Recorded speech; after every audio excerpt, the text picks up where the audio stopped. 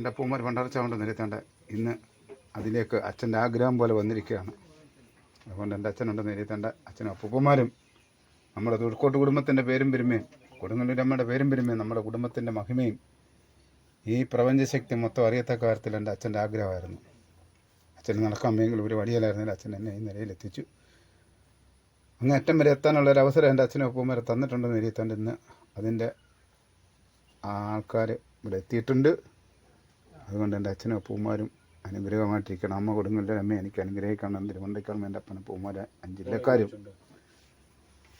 താങ്കൾ തണലും തുണയായിട്ട് നിൽക്കണേ. എൻ്റെ പൂപ്പ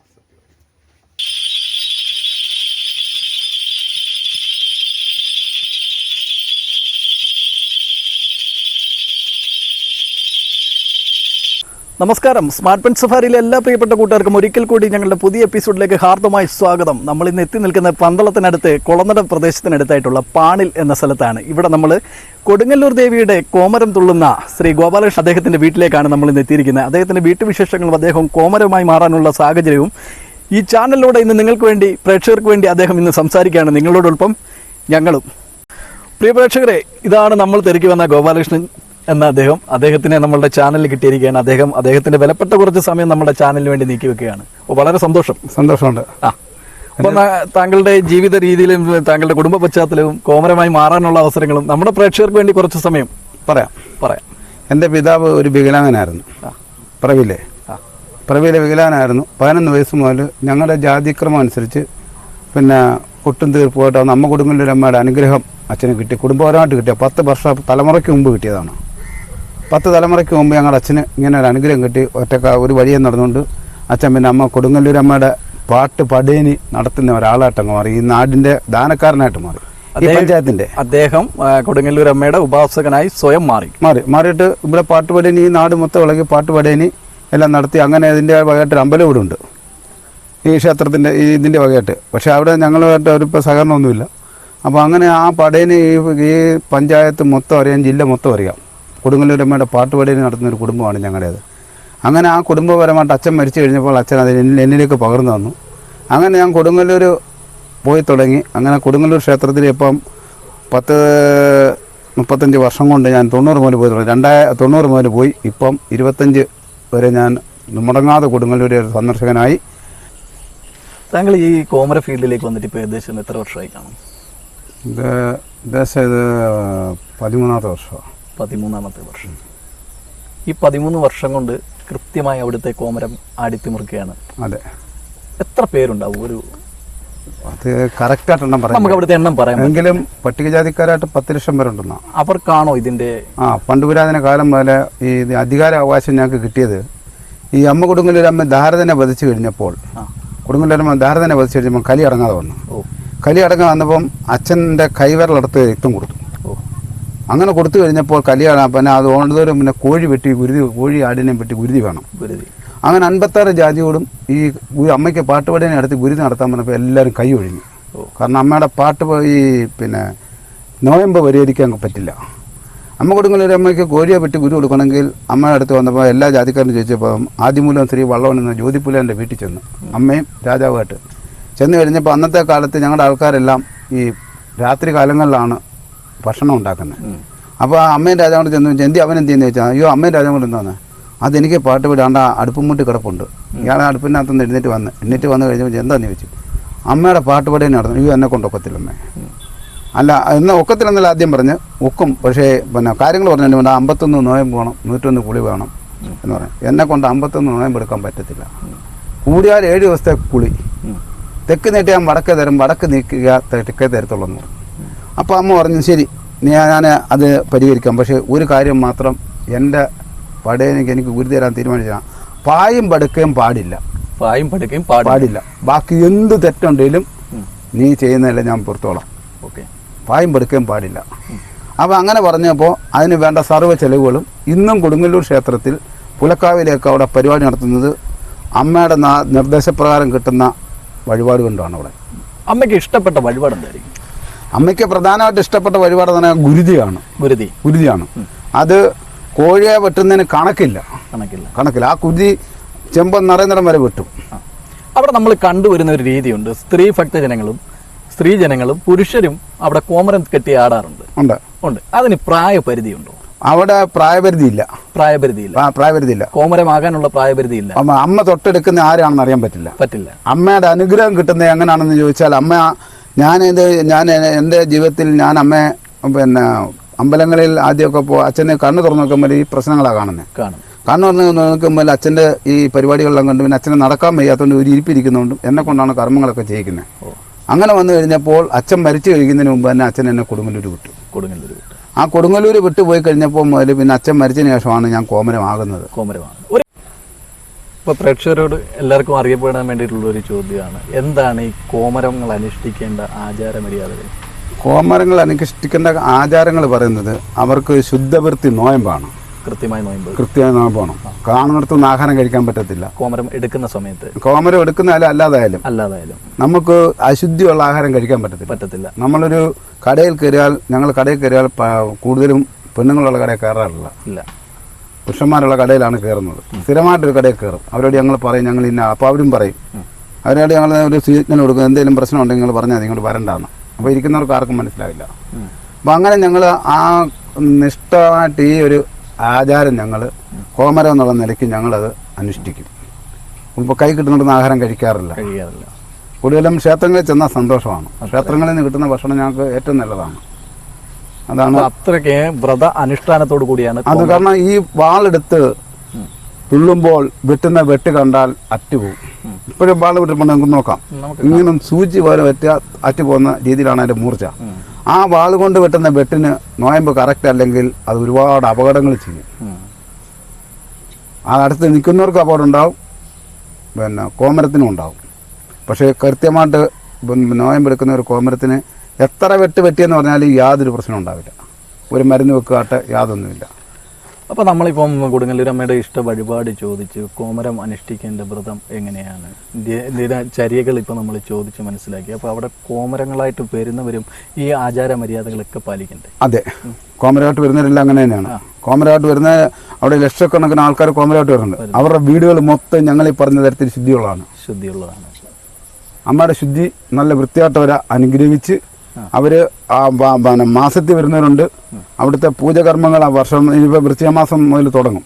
ആ അമ്മയുടെ ഓരോ അനുഷ്ഠാനവും 41 അങ്ങനെ അമ്മയുടെ അനുഷ്ഠാന ദിവസങ്ങളിലെല്ലാം ഈ കോമരങ്ങൾ കൊടുങ്ങല്ലൂർ എത്താറുണ്ട്.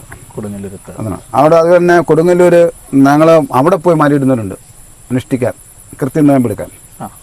അവിടെ എത്ര ദിവസത്തെ നോയമ്പ്? അവിടെ നമ്മൾ അവിടെ കൊടി കയറുന്ന അന്ന് മുതൽ നോയമ്പ്. ആ കൊടിയിറക്കമില്ല, ആ കാവ് തീണ്ടുന്ന സമയം വരെ. ഈ കോമരം എന്ന് പറയുമ്പം നമ്മൾ ആചാരാനുഷ്ഠാനങ്ങൾ നമ്മൾ പറഞ്ഞു. പിന്നെ നമ്മൾ പറഞ്ഞത് ഈ അവരുടെ നിഷ്ഠയാണ്, അവരുടെ വീട്ടുചര്യകൾ. അവരുടെ നീട്ടിച്ചേരുന്ന ഒരു കോമരത്തിന്റെ വീട്ടില് നമ്മളിപ്പോൾ ഒരു സ്ത്രീകളെ നമ്മൾ അവമാനിക്കാനോ ആക്ഷേപിക്കാനല്ല. ഈ അവർക്ക് ദൈവികമായിട്ടൊരു ചൈതന്യമാണത്. അമ്മ കൊടുത്തൊരു ചൈതന്യമാണ്. ഭഗവാൻ അല്ലെങ്കിൽ നമ്മുടെ ജാതിക്രമം അനുസരിച്ച് പറയുമ്പോൾ ഹിന്ദുക്കൾ ജാതി പറഞ്ഞാൽ ഭഗവാൻ അമ്മ അവർക്കൊരു 7 ദിവസത്തെ അവർക്കൊരു വിശ്രമമായിട്ടാണ് കൊടുക്കുന്നത്. അവർക്ക് വിശ്രമം കൊടുക്കുന്നത്. ആ വിശ്രമം കൊടുക്കുമ്പോൾ പണ്ട് കാലത്ത് അത് തോലൊടിച്ചിട്ട് കിടക്കണമെന്ന് അമ്മയുടെ വരത്തിൽ പറയുന്നത്. കാരണം അന്നത്തെ കാലത്ത് വീടുകൾ കുറവാണ്. അപ്പോൾ നീ ആ തോലിന്റെ പുറത്ത് ഇരുന്നിട്ട് അപ്പോൾ ആ ഭൂമി അശുദ്ധിയാകത്തില്ല. അപ്പോൾ അങ്ങനെ വന്നപ്പോൾ ഇപ്പോഴും ആ ആചാരം എന്ന് പറയുന്നത് എല്ലാ വീടുകളിലും ഈ കോമരങ്ങളായിട്ടുള്ളവരുടെ കുടുംബങ്ങളിലെല്ലാം ഈ 7 ദിവസത്തെ അനുഷ്ഠാന വ്രതം എല്ലാ കുടുംബങ്ങളിലും ഉണ്ടാവും. ഒന്നിൽ അവർക്കൊരു മുറി അവിടെ ഉണ്ടാവും. അവർ ആ ഒരു മുറി കൊണ്ട് 7 ദിവസം കഴിഞ്ഞു കൂടും. കാരണം അവർക്ക് ഭക്ഷണങ്ങളും കുളിച്ച് വൃത്തിയായി അതിനുള്ള എല്ലാ സൗകര്യങ്ങളും ചെയ്തു കൊടുത്തിട്ട് അവർക്ക് 7 ദിവസത്തെ റെസ്റ്റാണ് കൊടുക്കുന്നത്. 7 ദിവസം അവർ റെസ്റ്റ് എടുക്കുകയാണ്. ആ 7 ദിവസം കഴിഞ്ഞ് 7 കുളി കഴിഞ്ഞതിന് ശേഷമാണ് അവർ ആ നമ്മൾ വിളക്ക് കത്തിക്കുന്ന ആ റൂമിലേക്ക് അവരുടെ പ്രവേശനമുള്ളൂ. അതാണ് അനുഷ്ഠാന ആചാര്യം. അപ്പോൾ ഇപ്പം ഞങ്ങൾ കോമരമായിട്ട് ഇറങ്ങുന്ന ഇടയ്ക്കൊരു നമ്മുടെ വീട്ടിലോ അല്ലെങ്കിൽ മറ്റൊരു എൻ്റെ വീട്ടിലൊരു സ്ത്രീകളുണ്ടെങ്കിൽ അങ്ങനെ ഒരു സംഭവം ഉണ്ടായാലും ഉടൻ തന്നെ അവരൊക്കെ അവൾ ആ റൂമിൽ കയറി അവരവിടെ ഇരിക്കും. ഈ 7 ദിവസത്തേക്ക് നമ്മൾ ഭക്ഷണങ്ങളും വെള്ളവും ആഹാരങ്ങളെല്ലാം അവർക്ക് സുരക്ഷിതമായിട്ട് അവിടെ എത്തിക്കും. അവർക്ക് എല്ലാ സൗകര്യങ്ങളും റെഡിയാക്കി കൊടുക്കും. അങ്ങനെയാണ് ഇത് നടക്കുന്നത്. അത്രയ്ക്കും അനുഷ്ഠാന. അത് പണ്ട് കാലത്ത് ശബരിമലയ്ക്ക് പോകുമ്പോഴും അത് തന്നെയായിരുന്നു. വ്രതശുദ്ധിയോടുകൂടി നിൽക്കണം. ശബരിമലയ്ക്ക് പണ്ട് കാലത്ത് ഇവിടുന്ന് ശബരിമലയ്ക്ക് പോകുമ്പോഴും ആഴി ചാടുമ്പോഴും ഇവിടുന്ന് പഴയ കാലത്ത് ഇപ്പോഴല്ലേ ബസ്, അന്നത്തെ കാലത്ത് നടന്നു പോകുമ്പോൾ ഈ അനുഷ്ഠാനങ്ങളെല്ലാം. അതുപോലെ തന്നെ ഇപ്പോഴാണ് കൊടുങ്ങല്ലൂർ ബസ്സി ഇല്ലെന്നത്. പണ്ട് കാലത്ത് വലിയ കണ്ടങ്കാൽ, അർത്ഥകണ്ടങ്കാൽ, പതിരാക്കാൽ, പിന്നെ വരാപ്പുഴക്കാൽ, ഈ 4 കാല് കടന്ന് വേണം കൊടുങ്ങല്ലൂർ ചെല്ലാൻ. അപ്പം വ്രതാനുഷ്ഠങ്ങൾ കറക്റ്റാണ് അവിടെ. കാരണം ഈ കായൽ വള്ളം താഴുകയോ ബോട്ട് താഴുകയോ ചെയ്താൽ യാതൊരു രക്ഷയില്ല. ഇപ്പം പാലം ഉള്ളതുകൊണ്ട് പാലത്തിൽ അക്കരെ കയറും. അന്നത്തെ കാലത്തെ അനുഷ്ഠാനം എന്ന് പറഞ്ഞാൽ കൊടുങ്ങല്ലൂർ പോയിച്ച് വരുന്ന വരെ വീട്ടിലുള്ളവർക്ക് പേടിയാണ്. കാരണം എല്ലാവരും ആ കുടുംബങ്ങൾ മൊത്തം ആ കൊടുങ്ങല്ലൂരമ്മയുടെ ആ ചൈതന്യത്തിന് വേണ്ടി, അമ്മയുടെ അനുഗ്രഹത്തിന് വേണ്ടി തന്നെ പോയ ആൾ ഒരു സുരക്ഷിതമായിട്ട് തിരിച്ച് വീട്ടിലെത്തുന്നത് വരെ അവർക്ക് ആദ്യമാണ്. ഇപ്പം നമുക്കൊരു സംശയം കൂടെ ഞാൻ ചോദിക്കുകയാണ്. കൊടുങ്ങല്ലൂർ വസൂരി മല, അതായത് വസൂരി വന്നു കഴിഞ്ഞാൽ അത് ഞങ്ങൾ പറയാം. ഈ പ്രദേശത്ത് ഇപ്പോൾ ഒരു വസൂരിയുള്ള 18-ാം ഗുരു എൻ്റെ വീട്ടിൽ എനിക്ക് അനുഭവം ഉള്ളത്. എൻ്റെ അച്ഛൻ്റെ സഹോദരിക്ക് 18-ാം ഗുരു വന്നു. അപ്പോൾ പറഞ്ഞു കേട്ടിട്ടുള്ളൂ 18-ാം ഗുരു. അപ്പോൾ അവർ മരിച്ചു പോകുമെന്ന് വിചാരിച്ച് എല്ലാവരും പറഞ്ഞു ആണ്ട് ഇന്ന പോലെ ആണ്, എന്തുവാ സംഭവം എന്ന് പറഞ്ഞില്ല. ഞാൻ കോമരായതിന് ശേഷമാണ്. അപ്പോൾ ഞാനിങ്ങനെ വന്നപ്പോൾ എൻ്റെ അച്ഛനങ്ങ് മരിച്ച് അപ്പച്ചിക്ക് സുഖമല്ല ചെല്ലാൻ പറഞ്ഞു. ഞാൻ ചെന്നപ്പോൾ എല്ലാവരും കൂടെ ചോദിച്ചു, നീ എന്തിനാ വന്നേ? ഇവന് വന്നുകൊണ്ട് കാര്യമില്ലല്ലോ, അതുകൊണ്ട് ഇവനെന്തിനാ വന്നത്? ഇവനങ്ങനെ കാണും. ഞാൻ ഇതൊന്നും അറിയുന്നില്ല. ഞാൻ ചെന്ന് ഇവരെ ഒരു വീടിനകത്തങ്ങ് ആക്കി, പഴയ കാലത്തെ കൂട്ടും. ബാക്കി എല്ലാവരും താമസം മാറി. ഞാനങ്ങോട്ട് ഇരുന്നപ്പോൾ അപ്പച്ചി ഇങ്ങനെ തോളത്തിട്ട് അന്ന് കൊണ്ട് പച്ച മുന്തിരിങ്ങ കൊണ്ട് 18 എണ്ണം തൂങ്ങിക്കിടക്കുന്നു. അത് തോളിലുണ്ട്, താടിക്കുണ്ട്, ഇവിടെ എല്ലാം ഇങ്ങനെ തൂങ്ങിക്കിടക്കും. അമ്മോ ഇതെന്തു അമ്മേന്ന് അവരങ്ങ് ഭയന്നു. അയ്യോ ഇവനെ വന്നു കയറി. ഞാൻ പറഞ്ഞ ഒന്നുമില്ലത്. അവളോട്ട് എന്നാ പറഞ്ഞത്, എൻ്റെ അമ്മ കൊടുങ്ങല്ലൂരമ്മ മായകാലം കൊണ്ട് കയറി ഈ കണ്ടതല്ലാതെ ഇനി കാണല്ലേ. ഞാനവിടെ ഒരു മുത്തിട്ട് വ്യത്യാസം നേരം വളർത്തും ഒന്നുമില്ല. അങ്ങനെ അവർ രക്ഷപ്പെട്ടു. കാരണം ഞങ്ങളൊക്കെ ചെന്ന് കയറുന്നിടത്ത് ഇങ്ങനെ ഒരു അനുഭവം ഉണ്ടായാൽ അമ്മയുടെ വിത്ത് വാരി വിതയ്ക്കരുത്, മുത്ത് വിതയ്ക്കല്ലേ എന്ന് പറഞ്ഞു കഴിഞ്ഞാൽ അവിടെ നിൽക്കും. അതിന്നും ഞങ്ങൾക്ക് അനുഭവമാണ്. ഞങ്ങൾക്ക് അതിന് ഭയവുമില്ല. അതെ. അപ്പോൾ കൊടുങ്ങല്ലൂർ നമ്മളിപ്പം ഇങ്ങനെ ഒരു വസൂരി ഉള്ള ഒരാൾക്ക് അവിടെ നമ്മളൊരു വഴിപാട് നേർന്നു കഴിഞ്ഞാൽ നല്ല മാറ്റം ഉണ്ടാകും. നല്ല മാറ്റം ഉണ്ട്. അത് ആ വിശ്വാസത്തിൻ്റെ ആണ്, അനുഗ്രഹമാണിത്. കാരണം അമ്മയുടെ കാരാളാണ് ഞങ്ങൾ. പണ്ട് കാലം വരെ അമ്മയ്ക്ക് കോഴിയെ വെട്ടി ഗുരു കൊടുക്കാൻ അനുഗ്രഹം കിട്ടിയ ഒരു കാരാളാണ് ഞങ്ങൾ. അതെ, ആ കുടുംബമാണ് ഞങ്ങൾ. അപ്പം ഞങ്ങൾക്ക് നിന്ന് ഒരു പിടി വിത്തെടുത്തുകൊണ്ട് വെച്ചാൽ അമ്മ തൊട്ടു പോകരുത്, ഈ കണ്ടതയാകാവൂ എന്ന് പറഞ്ഞാൽ അവിടെ കൊണ്ട് അത് അവസാനിക്കും. അപ്പോൾ കോമരം വിളിച്ച് ചൊല്ലി പറഞ്ഞാൽ അത് അവിടെ നിൽക്കും. ഇന്നും നിൽക്കും. ഞങ്ങൾക്ക് ഭയമില്ല. എല്ലാവരും പേടിക്കും, ഞങ്ങൾക്ക് ഒരു പേടിയില്ല. കാരണം എന്താണെന്ന് വെച്ച് കഴിഞ്ഞാൽ ഇത് ഞങ്ങളെ ബാധിക്കത്തില്ല. അപ്പം ഈ ജീവിതത്തിൽ ഇപ്പം ഇത്രയും 18 വർഷം കൊണ്ട് കോമരമായിട്ട് കെട്ടിയാടുന്ന അദ്ദേഹത്തിൻ്റെ ജീവിതം ഇതുകൊണ്ട് തൃപ്തനാണോ? എനിക്ക് സന്തോഷമുള്ളൂ. എനിക്കിപ്പം വിഷമം എന്ന് പറയുന്ന അമ്മയുടെ ഒരു അമ്പലം, പൂജകർമ്മങ്ങൾ ചെയ്യാനൊരു അമ്പലം, ഗുരുതി കൊടുക്കാൻ അമ്പലം എനിക്ക് പണിയാനുള്ളൊരു സാമ്പത്തികം ഇല്ലാത്തൊരു ബുദ്ധിമുട്ട്. അവിടെ ഇപ്പം നമ്മുടെ കൂടെ ഈ ഒരു പ്രോഗ്രാമിലേക്ക് അല്ലെങ്കിൽ ഇന്നത്തെ ഈ ഒരു സ്മാർട്ട് പെൻ സഫാരിയുടെ പ്രേക്ഷകർക്ക് മുന്നിലേക്ക് അനവധി ഭദ്രകാളി ക്ഷേത്രങ്ങളിലെ തന്ത്രിയായി നിന്നിട്ടുള്ള ശ്രീ ജയമോഹൻ ശർമ്മയും നമ്മുടെ കൂടെ എത്തിയിട്ടുണ്ട്. അപ്പം എങ്ങനെ നോക്കി കാണും ഇദ്ദേഹത്തിൻ്റെ ഒരു കോമര ജീവിതവും? ഉപാസന, വ്രതനിഷ്ഠ, ഭക്തി, ലാളിത്യം, ധനത്തോടുള്ള ആസക്തി ഇല്ലാഴിക, സഹജീവികളോടുള്ള സ്നേഹം. ആര് ഈ തിരുമുറ്റത്തൊന്ന് വന്നാൽ അവരെ പട്ടിണിക്കിടില്ല. എന്തെങ്കിലും ഒരു അച്ഛൻ മുമ്പ് തുടങ്ങി വെച്ച ഒരു കാര്യം അദ്ദേഹം കണ്ണീരിലൂടെ പറയത്തുള്ളൂ. കപ്പയാണെങ്കിലും പുഴുങ്ങി വെച്ചാൽ വഴിയാത്രക്കാർക്ക് കൊടുത്തിട്ടേ കഴിക്കൂ. ഇന്നും ആ പിതാവിൻ്റെ അനുഗ്രഹ കടാക്ഷം ഇന്നും നിവൃത്തിയില്ലെങ്കിൽ പോലും വിശക്കുന്ന ഒരു വയറ് മുന്നിൽ കൂടെ പോകാൻ സമ്മതിക്കത്തില്ല. അതിൻ്റെ അനുഭവസ്ഥനാണ് ഞാൻ. അപ്പം ഇതാണ് കോമരത്തിൻ്റെ കയ്യിലിരിക്കുന്ന കൊടുങ്ങല്ലൂരമ്മയുടെ തിരുവായുധം എന്ന് പറയുന്ന പള്ളിവാൾ. അതെ, പള്ളിവാളാണ്. പള്ളിവാളിന് കണക്കുണ്ടോ? അത് പല കണക്കുണ്ട്. അതാണ് ഞാൻ കോമര കണക്ക് എനിക്ക് കിട്ടിയത് 110 നിയമമാണ്. യവത്തിൻ്റെ കണക്കാണ്. മറ്റേ പലർക്കും പല രീതിയിലാണ് ഈ വാള് പണിയിക്കുന്നത്. പലർക്കും അവരുടെ ആ രീതി അനുസരിച്ച് അവിടെ ചെല്ലുമ്പോൾ അവർ പറയും ഇന്ന അളവിന് പണിയാൻ പറയും. അതല്ല ഞാൻ ചോദിച്ചതിൻ്റെ മറ്റൊരു കാരണം, സ്ത്രീ കോമരങ്ങൾക്കും പുരുഷ കോമരങ്ങൾക്കും ഉപയോഗിക്കുന്ന വാളുകൾക്ക് കണക്കുണ്ടോ എന്ന് ചോദിച്ചത്. അതിലെ ഓരോ കോമരത്തിനും ഓരോ വാളാണ് കണക്ക്. അല്ല എല്ലാവർക്കും ഒരു വാളല്ല, ഒരേ അളവല്ല. എല്ലാവർക്കും ഒരേ അളവല്ല. അത് അവരുടെ ഗുലം അനുസരിച്ച് ആണ് വരുന്നത്. ആ ഗുലം അനുസരിച്ചാണ് വരുന്നത്. കാരണം അമ്മയായിട്ടുള്ള ആ ഗുലത്തിൻ്റെ ബന്ധം അനുസരിച്ചാണ് അവർക്ക് വാളിൻ്റെ കണക്ക് വരുന്നത്. അപ്പോൾ ഇതാണ് കൊടുങ്ങല്ലൂർ ദേവിയുടെ ചെലമ്പെന്ന് പറയുന്നത്. ആ യഥാർത്ഥ ചെലമ്പ് ഇതാണ്. ഇതിൻ്റെ നാദം, ഇതിൻ്റെ ശബ്ദം ഭൂമി കിലുങ്ങുന്ന പോലാണ് ഇതുകൊണ്ട് നമ്മൾ നടക്കുമ്പോൾ ഇതിൻ്റെ ഒരു സൗണ്ടും നമ്മുടെ കാലിലെ ഭൂമി നമ്മൾ ചലിക്കുന്നു എന്നുള്ളതാണ് ഇതുകൊണ്ട് നടക്കുമ്പോൾ നമുക്ക് ഉണ്ടാകുന്നൊരു അനുഭവം. അതെ, ഈ ചെലമ്പ് അണിഞ്ഞു കഴിയുമ്പോൾ ഇതിന് ചെലമ്പിനല്ല ഭാരം, ഭൂമി തിടുങ്ങുന്നവരാണ് ചവിട്ടുമ്പോൾ ശബ്ദം ഉണ്ടാകുന്നതായിട്ട് ഒരു അനുഭവമാണ് നമുക്ക് ഉണ്ടാകുന്നത്. അന്തരീക്ഷം കിടങ്ങുന്ന ഒരുപാട് നേരത്തിട്ട് ചവിട്ടാൻ പറ്റില്ല. നമ്മളിപ്പോൾ ദൂരം പോവുകയാണെങ്കിൽ ഘോഷയാത്ര ഞങ്ങൾ അമ്മയുടെ കോമരങ്ങൾ പിന്നെ ഈ തെക്കൻ നാട്ടിലോട്ടില്ല. കോമരമില്ലേ? തെക്കോട്ട് അല്ല, തെക്കൻ നാട്ടിൽ ആദ്യമായിട്ടൊരു കോമരം കിട്ടുന്നത് എനിക്ക് തന്നെയാണ്, അമ്മയുടെ അനുഗ്രഹം കിട്ടുന്നത്. അപ്പോൾ അതാണ് ചെലമ്പ് എന്ന് പറയുന്നത്. ഈ ചെലമ്പ് നമ്മൾ ഒരു 1/2 കിലോമീറ്റർ അല്ലെങ്കിൽ 1 കിലോമീറ്റർ കൂടെ കൊണ്ടു നടക്കാൻ പറ്റില്ല. അപ്പോഴത്തേനും ആ ഭൂമി കിടന്ന് ചലിക്കുന്ന പോലെ നമുക്ക് തോന്നും, ഫീൽ ഉണ്ടാവും. ഏകദേശം എത്ര വെയിറ്റ് ഉണ്ടാവും? ഇത് 2.5 ഉണ്ടെന്നാണ് എൻ്റെ ഒരു ഉദ്ദേശം. രണ്ടും കൂടെ 2.5 കിലോയ്ക്ക് അടുത്ത് വെയിറ്റ് ആണ് നമ്മുടെ കയ്യിൽ കിടക്കുന്നത്. അതെ 2.5 കിലോ ഉണ്ട്. ഓക്കെ, 2.5 കുറയില്ല. ഞങ്ങൾ കോമരം കെട്ടി ഞങ്ങൾ റോഡിൽ പോകുമ്പോൾ എല്ലാ വീടുകളിലും വിളക്ക് വെച്ച് ഞങ്ങളെ ആണ്. അപ്പോൾ അവർ ഞങ്ങൾ വാള് കൊണ്ട് തലേ തൊടുത്തില്ല, അനുഗ്രഹിച്ച് മാറും. അപ്പോൾ അവരുടെ വീട് ഫലം പറയും. ആർക്കെങ്കിലും പ്രശ്നം ഉണ്ടെങ്കിൽ നിന്റെ ഇന്ന പ്രശ്നമുണ്ട്, ഇന്ന പോലെ ചെയ്തോളം പറയും. ഓക്കെ, അങ്ങനെ ഒരു ഫലം പറയും. അത് ഞങ്ങളെല്ലാവരും പറയും. ഓരോരുത്തരും ചെന്ന് ഞങ്ങൾ 10 കോമരം 2 സൈഡിന് റോഡ് സൈഡിന് അടുത്തടുത്ത് വിളക്കാണെങ്കിൽ ഞങ്ങളങ്ങനെ ഫലം പറഞ്ഞപ്പോൾ അമ്മയുടെ കടാക്ഷം അങ്ങനെ നമുക്ക് കിട്ടും. അങ്ങനെ ഞങ്ങൾക്ക് കിട്ടും. അമ്മയുടെ കടാക്ഷം കിട്ടും. തെക്കൻ കേരളത്തിൽ ഞങ്ങൾക്ക് SP ഞങ്ങൾക്ക് പൊന്നാടി കാര്യങ്ങളെല്ലാം ഞങ്ങൾക്ക് തന്നതാണ്. അപ്പം ഇതാണ് അരപ്പട്ട. കോമരത്തിന് പ്രധാനമായും വേണ്ട ഒരു സംഭവം ഇതാണ് പ്രധാനമായിട്ട് വേണ്ടത്. കാൽത്തള, അരപ്പട്ട.